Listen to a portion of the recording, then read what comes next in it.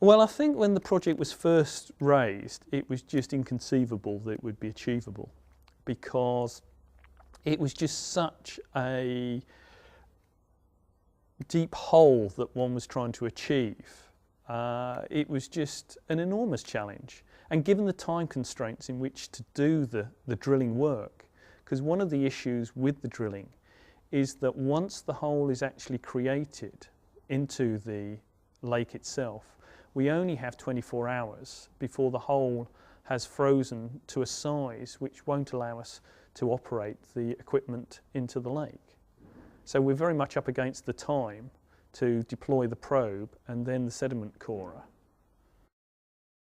The design of the hot water drill is very straightforward in many respects, very similar to the hot water you might use on a jet spray to clean a car.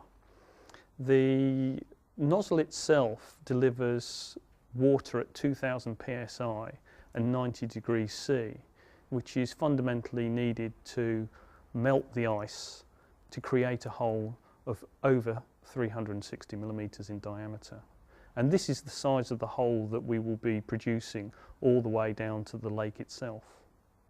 Drilling such a long hole obviously requires a very long hose, and this is particularly difficult to find companies capable of producing a continuous hose of 3.4 kilometres. There are in fact only 2 companies within the UK. The hose itself has to be strong enough to support not only its weight, but also the weight of the drill nozzle on the end of it. This is controlled via a winch system so that we can control the descent of the hot water drill all the way down to the lake itself. Although the principle itself is very simple, the delivery of the system on the scale that we need to do is quite challenging. The size of boiler, for instance, is 1.5 megawatts. So that's an awfully large power consumption to produce the quantity of water we need at the temperature in order to hot water drill.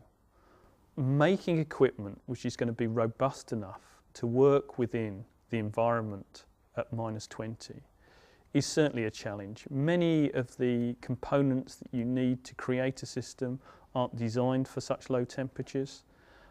Many of the companies that provide equipment won't provide guarantees, and so testing prior to its use, cold testing particularly, is of great issue in order that we have the confidence that this equipment, having transported it halfway around the world, will work the first time that we use it. And given that require such redundancy in order to ensure that if there are any failures along the way, we have sufficient equipment to overcome those and still produce the hole into the lake.